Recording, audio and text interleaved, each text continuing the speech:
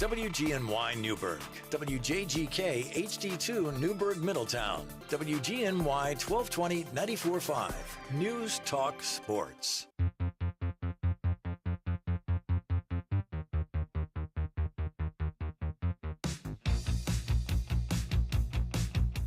Hello, sports fans, and welcome to another Thursday edition of Jake's Hot Takes. As usual, the GOAT, Jake McVey, back at it again. And I got a lot of thoughts about this Pacers and Thunder Game 3. I hope y'all are ready to hear me waffle about the NBA Finals for a long while. Because, man, last night was fun. I was getting a little worried about this series come Game 2 when OKC just completely laid the beat down on the Pacers. But no, the Pacers absolutely came back with a vengeance for their first game of the series in Indiana and got the win over Oklahoma City with a final score of 116 to 107.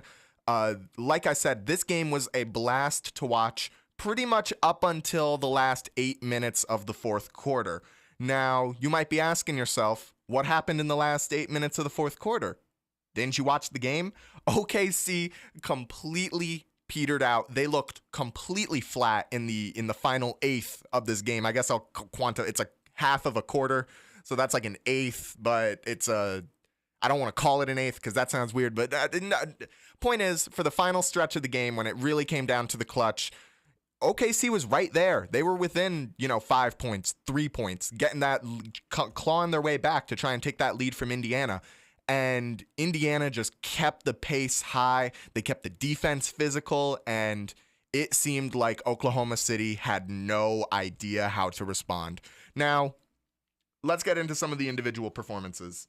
If you were expecting Tyrese Halliburton to have a bad game, I bet you're punching the air right now. Tyrese Halliburton finishes the day with 22 points on 9 of 17 shooting, 4 for 8 from 3, which definitely came up big across the third quarter. He really didn't take that many three-point shots until the second half, and when he did, they really did start falling for him. Some tough buckets, really, just truly tough. Tyrese Halliburton is one of those guys that just continues to impress me, and as upset as I was at him eliminating New York and, hitting that game-winning shot in Game 1 against New York, and as frustrated as I was as a fan watching him, as a Knicks fan watching him, as a basketball fan watching him, it's pretty hard to deny that what he's doing isn't incredible. I mean, it's pretty nuts. Tyrese Halliburton also finishes off the day with 9 rebounds and 11 assists. He was 1 rebound off of the triple-double. But the effect was, definitely felt across the team. He may as well have gotten a triple-double the way that he was playing. Benedict Mathurin for the Pacers. Man, what a performance out of him. He was injured for last year's playoffs when Indiana made that finals run, or Eastern Conference finals run against the Boston Celtics. And a lot of Pacers fans were saying, if we had Mathurin, we would have had a better shot in that series. And, I kind of laughed them off for a little bit, but then, Benedict Mathurin came out and he was electric. I mean, it felt like he could do no wrong out there. Just a complete spark off the bench for these guys really kind of cemented Indiana's chokehold over Oklahoma City as the game continued. OKC started off very strong, keeping right in pace with Indiana. But as the game went on, you could very clearly see that OKC got tired out and Indiana didn't. It was just a pure battle of conditioning between those two teams, and Indiana won. And Benedict Mathurin was definitely a big part of that. He finishes the night with 27 points on 9 of 12 shooting from the field and 2 for 3 from 3. And 4 rebounds and 1 assist. I mean, he played phenomenally. It felt like every time he got his hands on the ball, it was like, oh boy. Whether it was coming downhill going for the layup, he was getting a lot of foul calls, whether it be the 3-point shots that he made, just random heat checks that he popped out there. He was absolutely electric. And every time he was on the court, I was sitting there like this. So he was a lot of fun to watch. Pascal Siakam had himself another classic Pascal Siakam game. He finishes the day with 21 points on 8 of 14 shooting from the field, 0 for 2 from 3, which is uncharacteristic for Pascal Siakam. He's usually a guy that can really get it going from 3, but no, he did a great job ball handling, which was surprising. He got his hands on the ball and he actually managed to dribble and get to his spot and be able to, do those post-up jumpers that he loves. So that was something that I saw out of Siakam that I wasn't necessarily expecting, but I was certainly impressed by. Siakam, I famously criticized Pascal Siakam for not having a bag, which is still definitely true, but all in all, he proved me wrong. It was definitely true when I said it. He proved me wrong this game. I'm not one to stray away from when I was wrong. And speaking of when I was wrong, that was a really bad transition. But that's okay because I want to talk about Miles Turner. I was prepared to come into this show today around the third quarter and lay into Miles Turner, how his offensive output isn't doing enough and how defensively he looks all right, but, he hasn't really had any of the big moments that you might need out of a guy when you're playing against a team as physical as the Oklahoma City Thunder, as large in stature as the Oklahoma City Thunder. But in the fourth quarter, man, Miles Turner just turned into a dog, blocking shots, getting his hands involved in plays, just shutting down everything that OKC was trying to do. It felt like every time Oklahoma City was trying to put together a run towards the end of the game, Miles Turner was right there with a big defensive play to shut it down. Turner finishes the day with 9 points on 3 of 11 shooting, 1 for 4 from 3, and 5 blocks. Count them. 1, 2, 3, 4, 5. It was just madness out of Turner. So, again, I was prepared to come in and harshly criticize Turner. But again, he came in and shut that down real quick in the fourth quarter. Now, I want to talk about the underperformers for Indiana because there are 2 guys in particular that I think were really bad. And those 2 guys, of course, are Ben Shepherd and Thomas Bryant. Thomas Bryant, they actually had to pull out of the game incredibly quick because OKC abused that man on defense. It was like every single time they got the ball and Thomas Bryant was on the court, they got the ball to whoever was being guarded by Bryant and just went in on him. And the same thing with Ben Shepherd. And I think it was a good thing that Rick Carlisle realized the negative impact that these guys were having and got them off the court quickly because, man, in just a few short minutes of play for both of these guys, they got completely dog walked by OKC's offense. And you know what? That's fine because Indiana can afford to go 8 deep. They can afford to just rely on Obi Toppin and Benedict Mathurin and TJ McConnell, who, by the way, TJ McConnell needs to be arrested for robbery because this man had so many steals. How many steals did he have, Jake? 5. 5 steals. That's how many he had. Sorry, I let the energy drop there for a second. But no, TJ McConnell should be arrested for robbery because he had 5 steals. And again, the same thing with Miles Turner. In several situations where it felt like OKC was going to be able to start working their way back, TJ McConnell was there to shut it down. And that's really what was very important for Indiana in this game, was that they removed opportunities. They removed opportunities from the Thunder, and I think the moment got away from the Thunder. I think getting the ball pickpocketed by TJ McConnell or getting your shot swatted by Miles Turner, that's demoralizing, especially for a younger team like OKC. I know they're not like the youngest team in the league, but they've never had this experience of going to the finals before. And just the fact that Indiana was so able to efficiently and so viciously smother this team, it definitely, in the fourth quarter, I think OKC's inexperience and their even possibly lack of conditioning really showed in this game. Now, I'm going to get to the OKC side of things because there was a lot to like in the first three and a half quarters of this game. Shai Gilgeous-Alexander finished the night with 24 points on 9 of 20 shooting. With 8 rebounds and 4 assists, not to mention 3 blocks. So Shai had a really good game, like I said, up until the final eighth of regulation. Shai completely disappeared. I believe he only made 1 shot in the entire fourth quarter.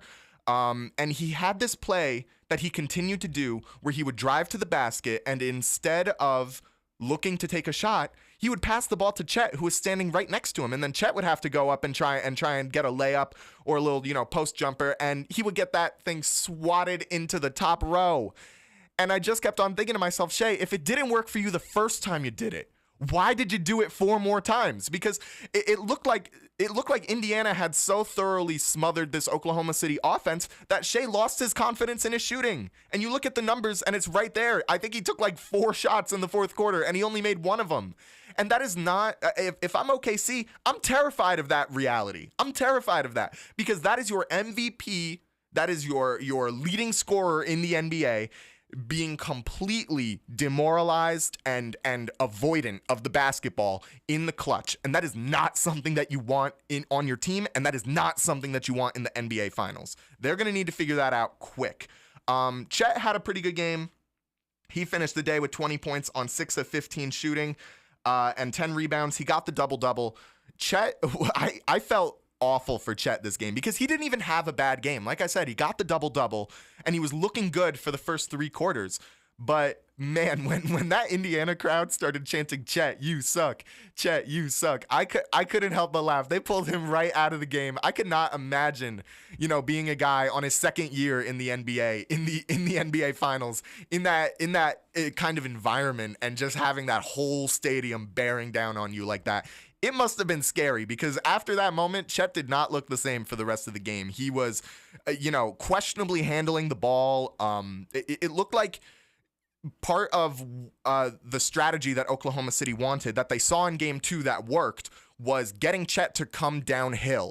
That's something that I talked about a lot, that physicality that Oklahoma City can provide through Chet. And it seemed like Chet was too desperate to get to a return to form in that circumstance. It felt like he was too eager to try and come downhill and handle the situation himself. And it felt like the shot selection was pretty poor in situations where he actually did get to the basket and make some decent space. He wasn't looking for the kick out. He wasn't looking for where can I get the ball to now. It felt like he was desperate to channel the offense through himself. And did it work for him sometimes? Absolutely. Like I said, I think Chet had a pretty good game despite all the mishaps. I think if you look at it from a highs and lows perspective, it is absolutely more on the upper side than on the lower side, although the lows did get pretty low. But ultimately, I do think it is a problem for Oklahoma City. I think Chet needs to stop handling the ball as much. I think if you're going to have your secondary ball handler, if you're going to have a secondary ball handler, which you need, it should be Jalen Williams, who quick transition to Jalen Williams. I think he had a great game offensively and defensively. His left hand seemed to be the one thing that Indiana never really found an answer for. His drives to the basket with the left hand, him passing with the left hand. J-Dub's left hand, man, it was impressive. All right, I'll say that. I loved what I saw out of him. He finished the day with 26 points on 9 of 18 shooting, 1 for 2 from 3, 6 rebounds, and 3 assists. And his defensive impact was also definitely there. I mean, it was a great performance out of a guy who, the first 2 games in this series didn't necessarily exceed expectations. And I would say in game 1, he fell quite short of expectations. But ultimately, I think this was a great bounce back game for Jalen Williams. If I'm the Oklahoma City Thunder, I'm feeling pretty confident after this game still. I'm not like, ooh, sorry. I'm not, sorry. I'm not like, completely losing my mind in this situation. It's not over for OKC. They are still absolutely in this series, but they need to pull it together and they need to make some adjustments. One other guy that I do want to talk about is Lu Dort. Wow, that 3-point shooting consistency out of Lu Dort keeps them in these games. It's plain and simple. He finishes the night with 12 points on 4 of 8 shooting from the field and 4 for 5 from 3. It was a big night out of Dort. He's kind of like him and Jalen Williams occupy very similar roles on the team where they're there to generate offense when you need them and play defense all the time. Dort's defense, again, looked great. He seemed like the only guy on the court that could really corral any guy that was put in front of him at any given moment, whether that was Siakam, whether that was Halliburton, or whether that was, more offensive bums like Turner and Andrew Nembhard. How many points did Andrew Nembhard have, actually? He had 8. All right, when we get back, we're going to be talking some adjustments for either of these teams. I want to get into some of the nitty-gritty, so make sure you stick around. And stay tuned to the end of the episode. I have some exciting news, bit of a format change. Jake's Hot Takes, WGNY 1220 94.5 News Talk Sports. We'll be right back after this.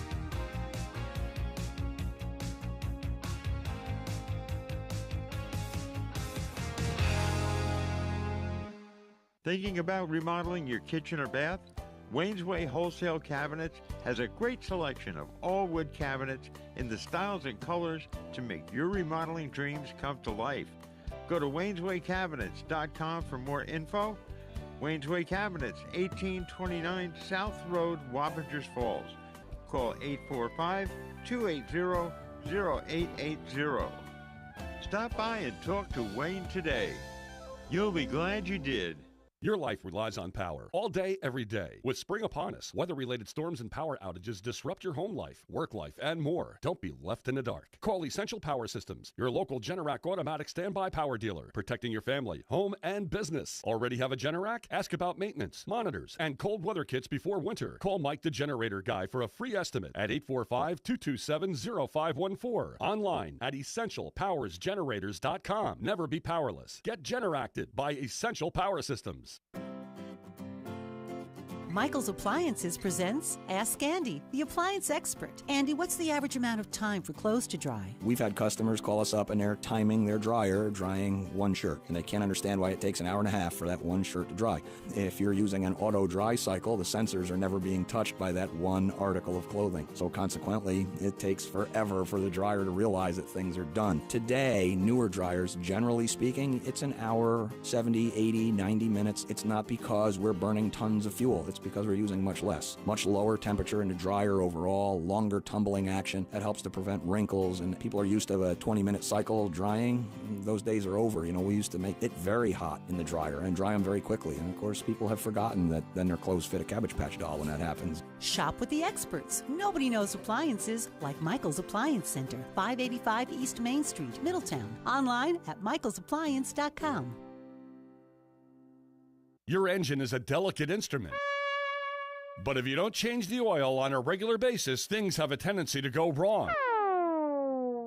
That's why this news should be music to your ears. Because now at the Newburgh Auto Spa, you can get a free car wash with every oil change. That's right, a free car wash with every oil change. Really?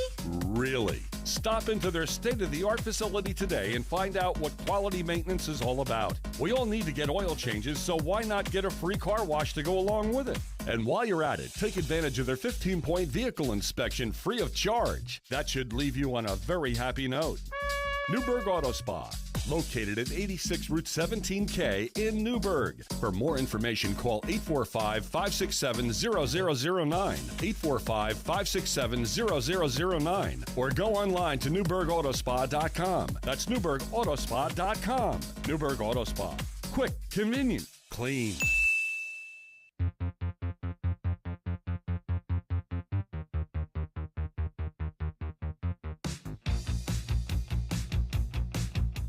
Welcome back, and you know what? I know I said stay tuned to the end for the format change, but I'm going to do it right now just because I'm going to forget if I don't do it later. So Jake's Hot Takes is going through a bit of a change in the coming days. This Sunday, I have an exclusive interview with state champion wrestler Mason Ketchum, New York State champion wrestler Mason Ketchum.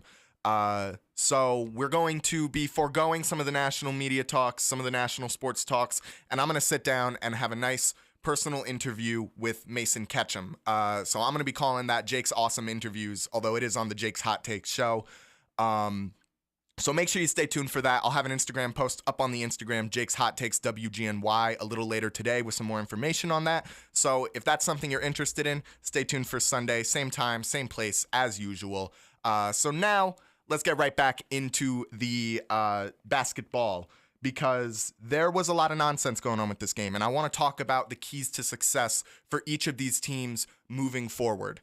When it comes to Indiana, they have all the momentum in the world right now. They got another game in Indiana after coming off a big Game 3 win. Halliburton performed well, Siakam performed well, Nembhard performed well, very well defensively. I got to give Nembhard his credit because, you know what, I was clowning on Nembhard right before the break. So you know what, Nembhard performed incredibly well defensively. And, he absolutely was a key to why the Pacers won. I gotta throw around credit. I'm not going to be unfair to the man. So what I'll say is that Indiana did a great job on relying on the high efficiency shots. They did a great job of controlling the paint, and I think partially them having such a strong control over the paint and the mid-range was part of why guys like Shea lost confidence late in the game. They did a great job of disrupting Shea's rhythm by not allowing him to get to his spots that he likes to shoot from. They did a great job of just generally pushing the Thunder out of the positions that they like to play out of. And whether they did that offensively, when they did that offensively, that was through ball movement to try and draw defenders out of position, open up passing lanes. The Pacers did a great job of keeping the ball moving, and it really did pay dividends. They didn't even really need to rely on the three-point shooting very much because they made the most out of every possession, and they knew when to rely on the high-efficiency shot. Get down low, just get the ball in the basket. It doesn't always need to be a three. Just because threes are the most mathematically efficient way to score in basketball doesn't mean that that is the only way that you should be relying on scoring in basketball. So the fact that Indiana got downhill sometimes and, just put the ball in the basket, I think it was very important for this team's success in Game 3. And I think it's something that if they want to win, they need to continue doing that. Defensively, they just used incredibly tough defenders like Nembhard and Nesmith to not physically allow that space. And we saw it with against the Knicks. There were so many games down the stretch in the Knicks and Pacers series where Brunson would be getting the ball and Nembhard or Nesmith would not be giving him an inch of space. And that is the exact kind of look that we saw getting up to guys like Shea and J-Dub and even Caruso when he was handling the ball. Those were the kinds of looks that we saw against those guys, and it really worked very successfully for putting pressure and forcing bad passes. And I remember the play where Tyrese Halliburton got a steal into a dunk just off of a really bad pass from OKC just because Nembhard was forcing that situation out of them. So, you can force these mistakes out of Oklahoma City. They are not infallible. They are prone to mistakes sometimes, and that just comes with, the nature of the kind of team that they're building. And so, I think Indiana did a great job on capitalizing on every single possession. And, it was a good job on them, and I think it is the primary reason why they won this game. Having Nembhard continue to just beat down on Shea whenever possible, I think is very important. Like I said, Nembhard is an incredibly tough defender. He doesn't give up any space, and he's using his hands to constantly threaten swats and steals and a whole number of the like. He's a very good defender, and I think he has a great matchup against Shea. He's got great leverage against him. He's got great positioning. He moves his feet. You need to keep Nembhard guarding Shea as often as possible. He can't necessarily stop him, but he can absolutely slow Shea down to the point where he is not as big of an impact player as he was throughout the entire regular season and throughout the playoffs. Keep utilizing the bench. Keep TJ McConnell going, keep Obi Toppin going, and absolutely keep Benedict Mathurin going. Guys like Nembhard and Nesmith, as good of defenders, and Turner, as good of defenders as those guys are, sometimes you got to recognize when those guys need to come out and when you need to just go hyper offense and really pound this OKC team into the ground. I think they did a great job of that, utilizing Benedict Mathurin and TJ McConnell and Obi Toppin this game. But changes definitely need to be made if Ben Shepherd and Thomas Bryant are going to be out on the court again. Personally, I don't think they should see the court again. I think that this showing that they gave against OKC in Game 3 is more than enough to justify just going for the 8-man roster on Indiana's side, especially since something I'm going to talk about with OKC was that OKC seemed to not be able to trust their bench at all throughout this game. barring, of course, Isaiah Hartenstein and Alex Caruso. But the point is, utilize your best bench players. Don't get swept up into the belief of that the depth is going to win you the championship, especially when OKC has shown that they're only willing to go 7 deep throughout this playoff series. And then the last thing, keep eyes on Caruso. The Bald Barbarian has had too many plays where he has managed to break things up because guys aren't keeping an eye out for him. It was something that I said in 2 episodes ago. It was something I said last episode. It is absolutely necessary that you know where Alex Caruso is at all times. Remember, look for the shiny spot on the court. Wherever that fast-moving shiny spot on the court is, that's where he's at. You got to keep your eyes on that. He had a lot of plays throughout this entire series where he managed to break things up and just generally cause a wreck for Indiana. So, keeping him in check is always important. He is never where you expect him to be, and he always moves just a little quicker than you expect him to move.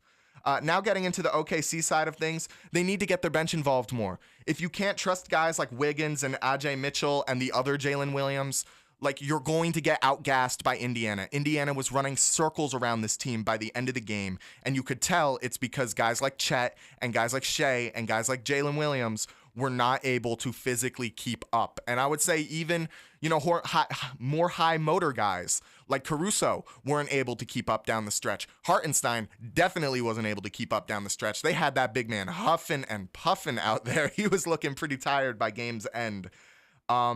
Another thing that OKC needs to do is play a much more settled defense. Their defense looks incredibly erratic. They look like they're overcompensating for every movement that Indiana makes, and Indiana has been using that overcompensation to draw these guys out of position. It works when it's a guy like Caruso, but it doesn't work when it's Chet overcommitting to things or whether it's Jalen Williams overcommitting to things. The reason that Caruso can overcommit to defensive plays and still be able to be a good defender and be in position is because of his stature, his size, and his speed. Chet does not move like that, and seeing Chet go way out of his way to try and get a pass, get his hand on a pass that he has no chance of getting his hands on, and then, seeing the way that Indiana can capitalize on that, it just, I think it's another thing that just comes down to inexperience, It makes sense. You're in the finals. You got the jitters. You're playing harder basketball than you ever played in your life. You want to make a big play, but sometimes making the solid defensive play beats out the potential to make a great defensive play. I think any basketball coach in the world would rather have you play solid, controlled defense than out of control, wild, erratic defense, and sometimes, maybe even a couple times in a game, make a really big defensive play. Because ultimately, one defensive play just shuts down one opportunity to score. And yes, those opportunities are big, but when Indiana is playing with such a high efficiency that as they are, removing one opportunity from them is not going to win you the game. And I can tell you that because Indiana won by multiple scores. That's just the facts of the matter. That's just the truth of it. Another thing that OKC needs to do is stop matching Indiana's pace. Indiana has the fastest, most energetic, most lively basketball team that we have ever seen. Not ever seen, but they're incredibly high motor. And like I said, down the stretch, these OKC players could not keep up. And it led to Shea losing confidence in his shooting. It led to Chet handling the ball too much. It led to Jalen Williams, looking gassed. I mean, these guys looked tired by game's end. And not only did they look tired, they looked completely defeated. You could just see it on their faces. They had no intentions of finishing that basketball game as strong as Indiana did. And that's something that I'll give credit to Indiana to. They put their foot on the gas at the perfect time. And when they put their foot on the gas, they did not let up for the rest of the game. Like I said, every single time OKC tried to generate some offense late in the game, Indiana was right there to shut it down, whether it was TJ McConnell, whether it was Miles Turner, whether it was Andrew Nembhard, whether it was Aaron Nesmith. It didn't matter because Indiana, every one of those guys was able to go out there and make a defensive impact in some capacity, whether it be Obi Toppin getting blocks, whether it be McConnell getting steals. It didn't matter. Whether it be Aaron Nesmith tipping out an inbound pass just to demoralize them, and force them to have to inbound again. Like, those are the opportunities late that you cannot be giving up as a team. And I think it came down to them just not being physically prepared to make it happen on that level. You know, OKC, they're a team that is very good, but they have not encountered a lot of resistance throughout the regular season and throughout these playoffs. They are used to teams just rolling over and dying when they get that lead. And for the first time, Indiana fought back, and now when Indiana's pushing the pace and Indiana has the lead down the stretch, OKC had absolutely no idea how to respond. So that's pretty much the gist of it. That's really all I got for both of these teams. Like I said, it has been an incredibly exciting series so far, and I'm going to talk more about kind of this entire finals series after the break. Cue the music. And then we're talking about a couple Kevin Durant trade rumors. So when we get back, like I said, we'll be talking about the state of the finals, Kevin Durant, Jake's Hot Takes, WGNY 1220 94.5 News Talk Sports. We'll be right back after this.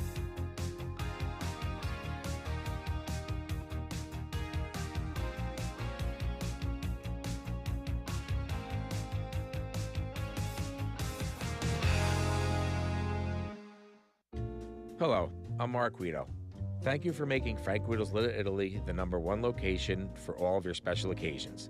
From an intimate family gathering to a festive affair for up to 100 guests, Little Italy is the place to go. We are experienced, professional, and affordable. Whether it's birthdays, anniversaries, reunions, retirements, rehearsal dinners, and even after funeral gatherings, Little Italy has the perfect size space with delicious food at a reasonable price. You enjoy your event and let us do all the work.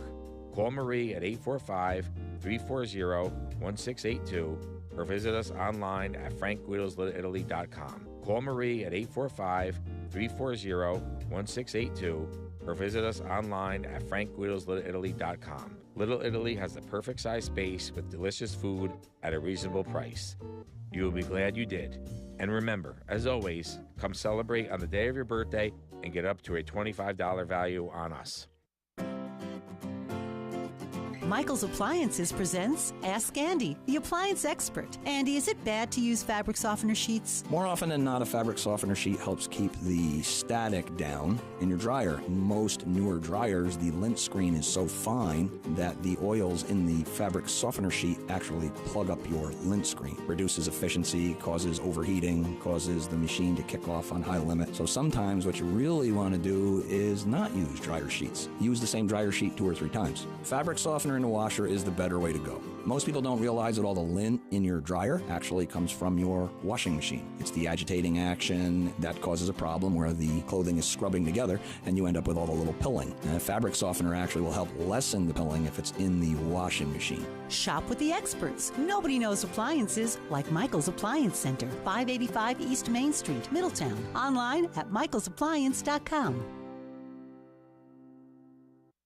I'm still going for it, even with higher stroke risk from atrial fibrillation and a regular heartbeat not caused by a heart valve problem. Over a 3-year study, Eliquis apixaban tablets reduce stroke risk better than warfarin, and over 97% of Eliquis patients did not experience a stroke. A first stroke occurred in 2.9% of warfarin patients versus 2.3% of Eliquis patients. Don't stop taking prescription Eliquis without asking your doctor. It may increase your stroke risk. Eliquis can cause serious and in rare cases fatal bleeding. Don't take Eliquis if you have an artificial heart valve, abnormal bleeding, or antiphospholipid syndrome. While taking, you may bruise more easily or take longer for bleeding to stop. A spinal injection while on Eliquis increases risk of blood clots, which may cause paralysis, the inability to move. Get medical help right away for unexpected bleeding, unusual bruising, or tingling, numbness, or muscle weakness. Medications such as aspirin products, NSAIDs, SSRIs, SNRIs, and blood thinners may increase bleeding risk. Tell your doctor about all planned medical or dental procedures. Learn more at Eliquis.com or call 1-855-ELIQUIS.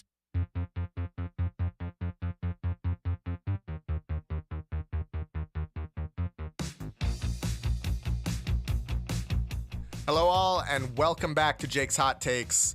It's Jake with the hot takes.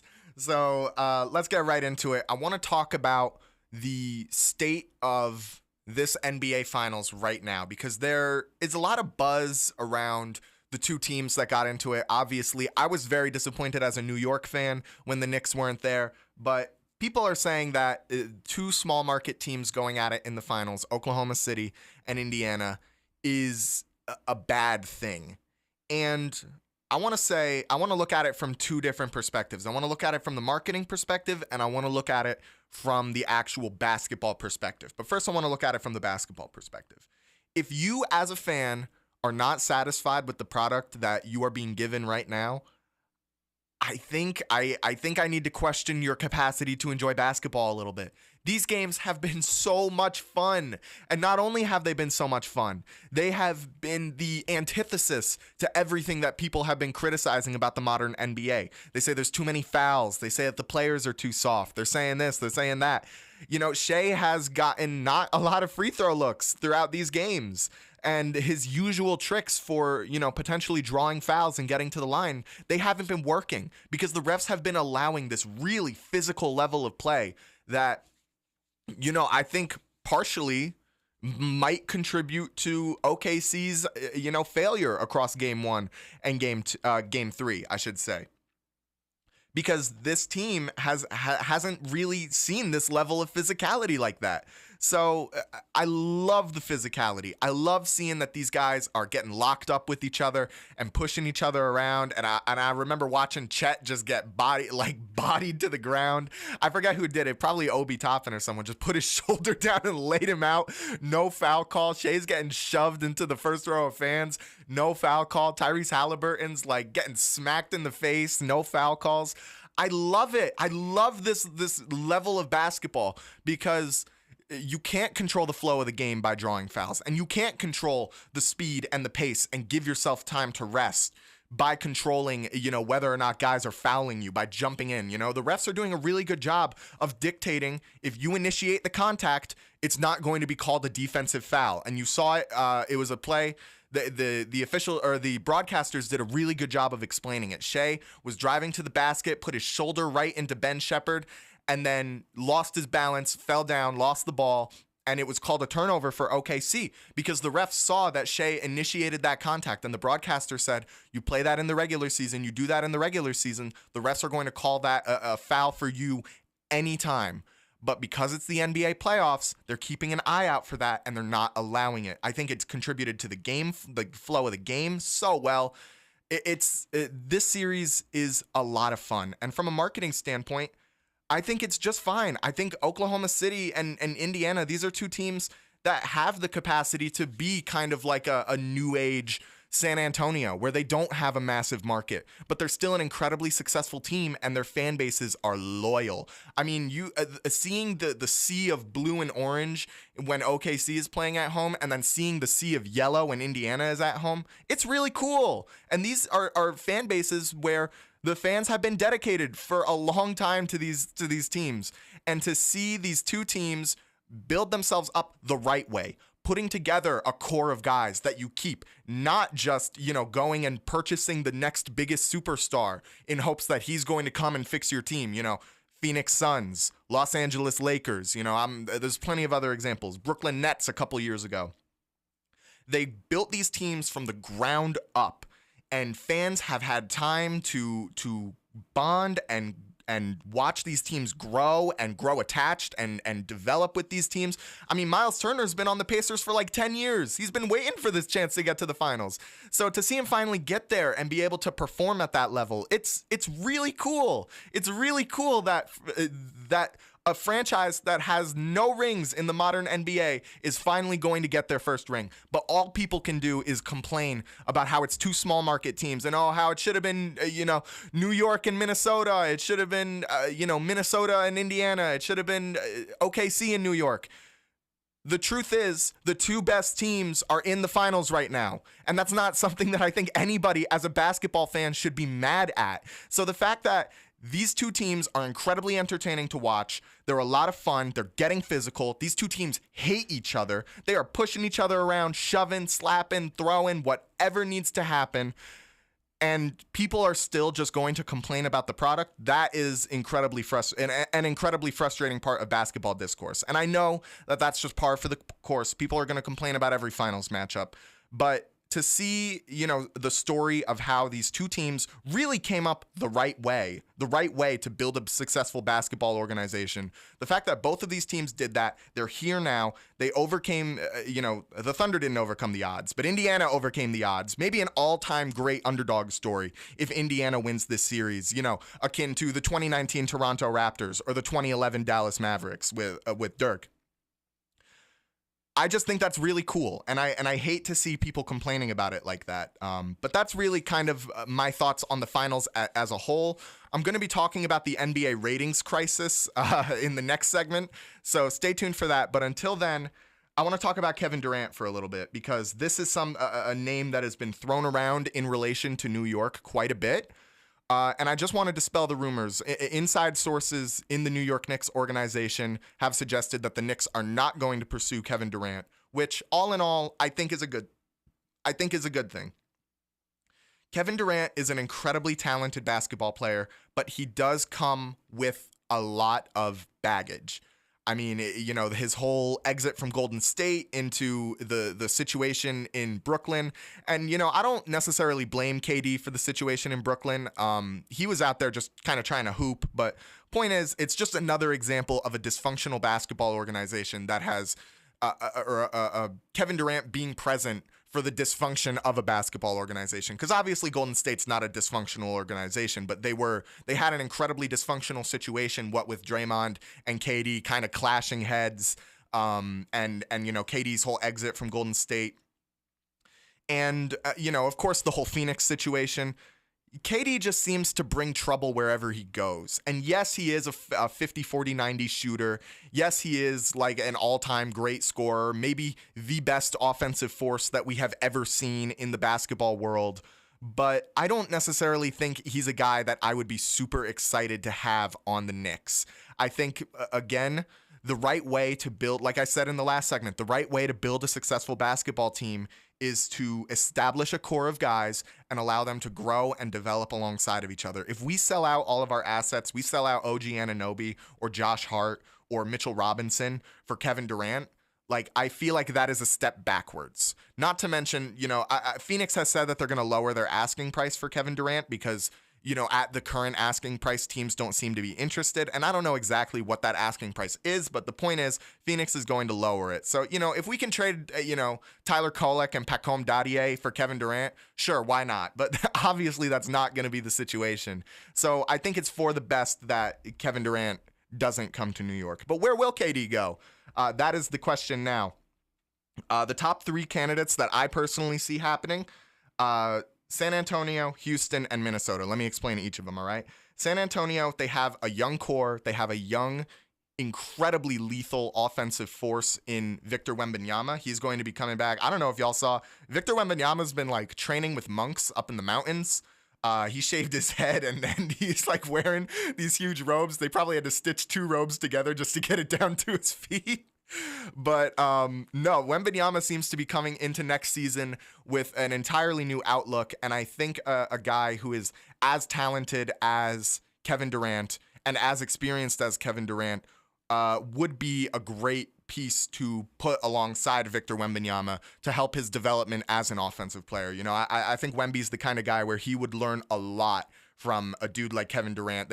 They're not the exact same build, but they do have very similar builds when it comes to how long their arms and legs are, just the general stature. Obviously, Wembanyama is I think he's 5 inches taller than Kevin Durant, which is pretty insane to think about considering KD is, I think no shoes on, he's 6'10", but then with shoes on, he's 7 foot. So that's just kind of insane to think about. But no, I think KD would pair well with Chris Paul and De'Aaron Fox and Victor Wembanyama. Do I think that makes the Spurs a championship contender? Not yet. But I think it would be a great move for them for pushing up their timeline a little forward, maybe pushing Victor Wembanyama's development a little forward. So it's an interesting situation. Next up, we got Houston, also an incredibly young core. They have the talent to make a run. And I think the Rockets are going to take kind of a page out of OKC's book, keeping together guys like Amen Thompson and Alperen Şengün. And even Dylan Brooks has played an important role on that team. But I think having a guy that can just go out there and truly get you buckets, I think that would be incredibly useful for the Houston Rockets. You know, realistically, you're probably going to get another good 2 years out of Kevin Durant before, you know, the retirement talk starts getting thrown around. And retirement talk has been thrown around for KD, but, you know, I think he's probably got about 2 good years of basketball left in him. So, again, I think that in all, it would be great for pushing these young teams' timelines up. You know, just kind of pushing them further because, you know, Houston was a team that had a lot of the talent and it got them to that second seed in the West. And ultimately, you know, they just kind of fell apart towards the end due to their inexperience. So I think adding an experienced winning basketball player like Kevin Durant would do a lot for their franchise. The final team I want to talk about is Minnesota. I don't love Minnesota as a destination for Kevin Durant. I think that the ego is clashing with guys like Anthony Edwards and even Julius Randle and Rudy Gobert would be a problem. This Minnesota team seems to kind of have things figured out from a chemistry standpoint, and I think adding a superstar who kind of demands the respect of the younger guys would be detrimental to the rest of the team.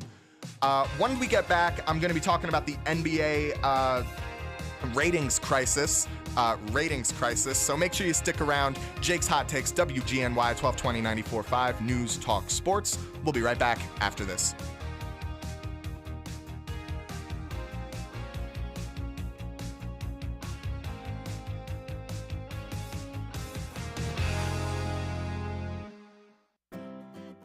Michael's Appliances presents Ask Andy, the appliance expert. Andy, what makes my oven smell so bad when I self-clean? Self-clean, my favorite weapon in the world. Self-cleaning is a brutal environment. Most people don't think about it. They hear self-clean. I'm not really sure if they're picturing scrubbing bubbles inside there, but what's really happening is we're heating the oven up hot enough to carbonize protein. We're going to take the food stuff that's left in your stove, you know, and we're actually going to carbonize it. We're going to turn it to dust. So we're 700 degrees. So why does it smell bad? You're setting fire to a chicken. Today, a lot of the new stoves, because of the energy guidelines, there is no real self-clean anymore. They don't want those high temperatures. It's a huge waste of energy. It's very easy. You know, you don't have to get on your hands and knees and your back doesn't hurt. You're not scrubbing the stove, but we use a ton of energy to clean the inside of that stove by heating it up. Shop with the experts. Nobody knows appliances like Michael's Appliance Center, 585 East Main Street, Middletown. Online at michaelsappliance.com.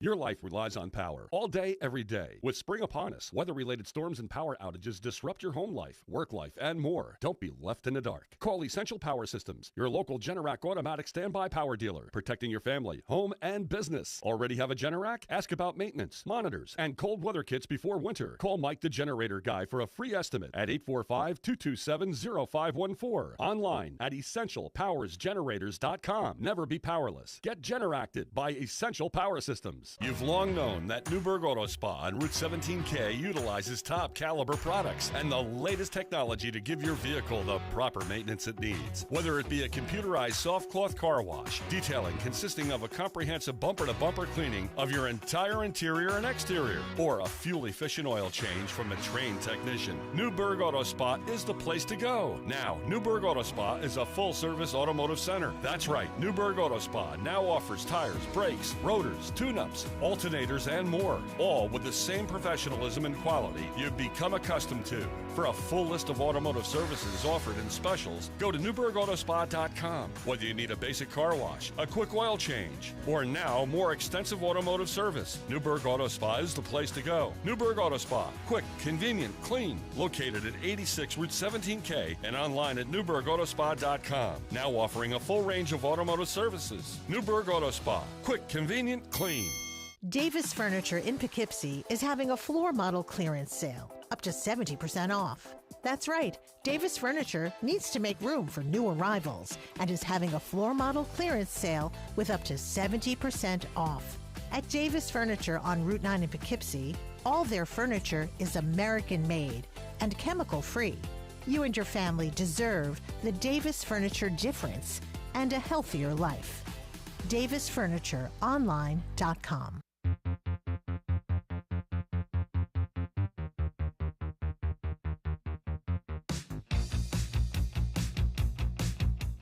Welcome back. It is Jake's Hot Takes. I just want to throw out a quick reminder for everybody. This upcoming Sunday, the show is going to be a little bit different. I am interviewing, instead of doing the national media, the national sports talk, I'm going to be straying away from the NBA, talking about the NBA Finals. I'm going to be having an exclusive interview with New York State champion wrestler Mason Ketchum. He's going to kind of talk to us about the journey that he went through as a high school wrestler, and the expectations and the grit and the dedication that comes with that. So it's going to be a great interview. So make sure you tune in next Sunday at noon. Right here on WGNY 1220 94.5 News Talk Sports. Emphasis on the sports. Now, let's jump right into the NBA ratings crisis. I'm sure you've heard the phrase be thrown around quite a bit in relation to the NBA. And the truth is, are less people watching the NBA through quantifiable means than before? Yes, that is absolutely true. But I have a feeling that in some capacity, this is being heavily exaggerated due to the way that, streaming has impacted your ability to watch an NBA game. I think that instead of less people are watching the NBA, I think the real facts of the situation is that more people are viewing the NBA through illegal pirating websites. And let me say right now that I in no way endorse the piracy of any official NFL, NBA, MLB, NHL, any kind of broadcast. I do not endorse piracy in any way, shape, or form. But the truth is, the sentiment that I have seen across NBA fan bases and among casual NBA fans is that piracy is a more convenient and more efficient way to watch the basketball games. I mean, there were times where, I wasn't able to watch, I have a YouTube TV subscription that lets me watch the NBA games where I wasn't able to watch Knicks games. I had to watch whatever the national game was. And I think all the NBA really has to do is introduce packages where you can pay to watch all of your team's games for an entire season. I think that would fix so many issues, but for some reason, streaming platforms continue to try and force the most appealing teams down our throats for these NBA games. It's like whatever the Lakers game is, or whatever the Golden State game is, or whatever the Boston game is, or, even in some cases, whatever the New York game is, because New York is absolutely included in that upper echelon of NBA teams that the league likes to promote.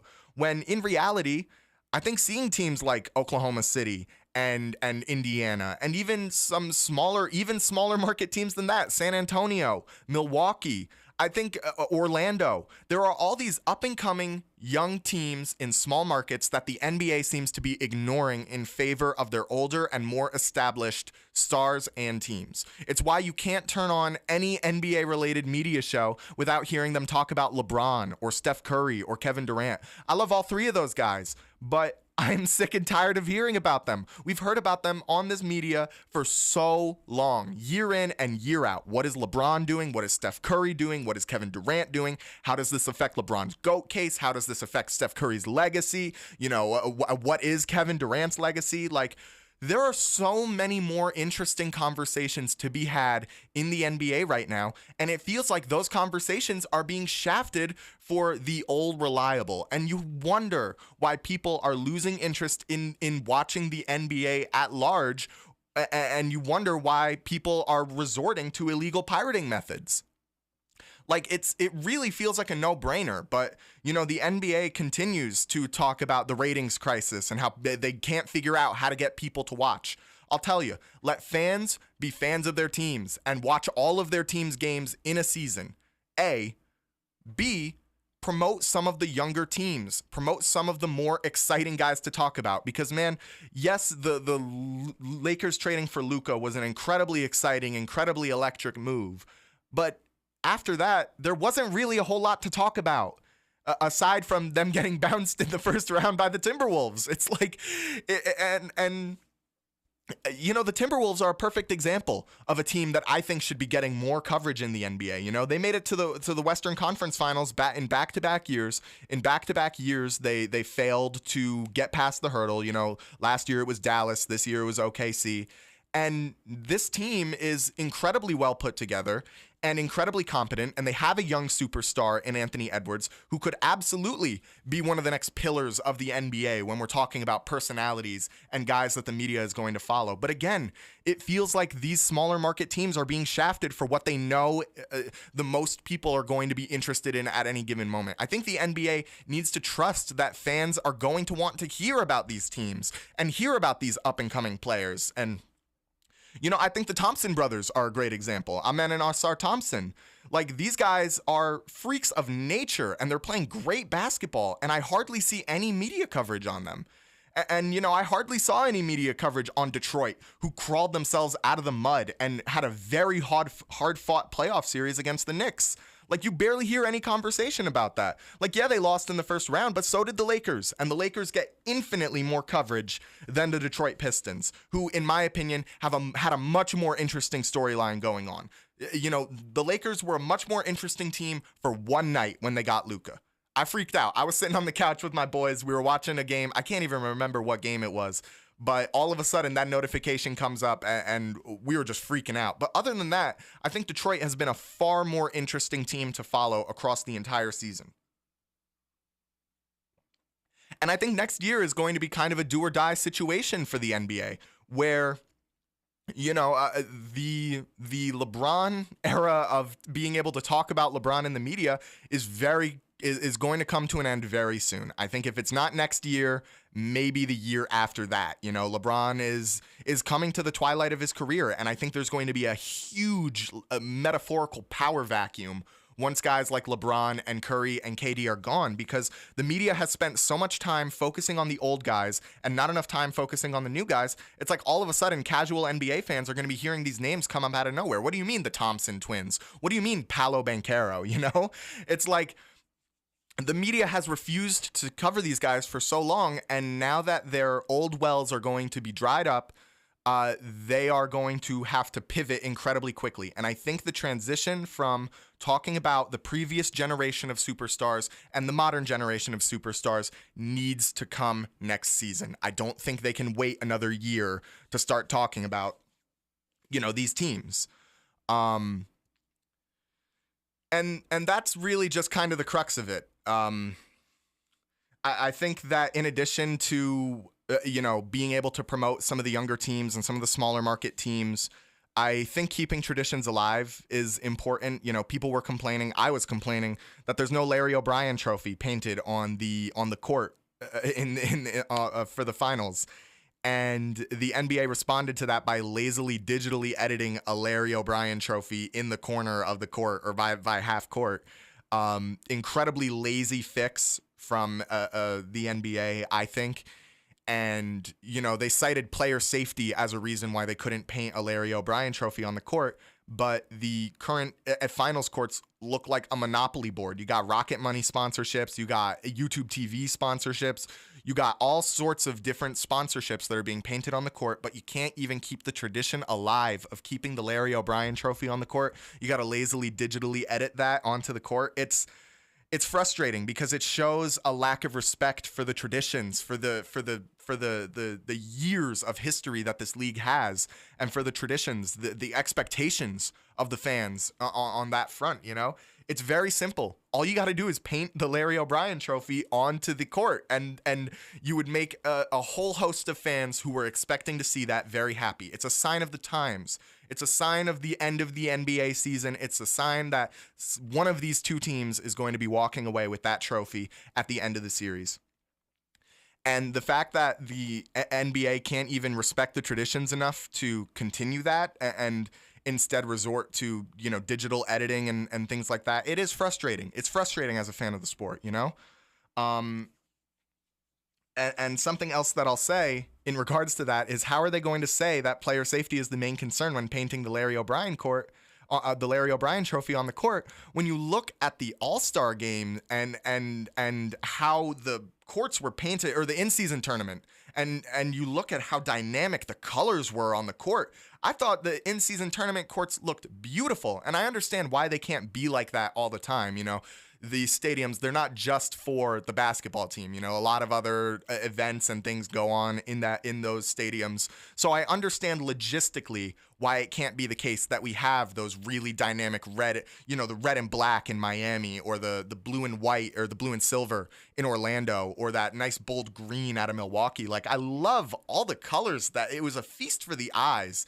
getting to watch these guys play in the in-season tournament on these dynamic, beautiful courts.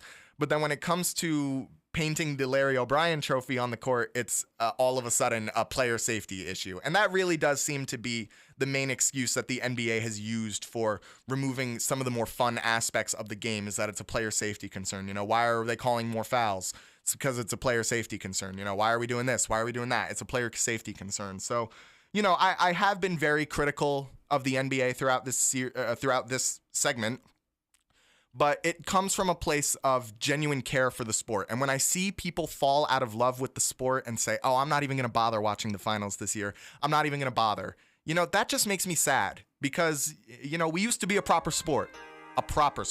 Anyway, tune in next Sunday, interview with Mason Ketchum. Thank you all for listening. I have been Jake McVey. This is Jake's Hot Takes, only on WGNY 1220 94.5 News Talk Sports. Again, next Sunday, interview with state champion wrestler Mason Ketchum. You're not going to want to miss it. I'll see you soon.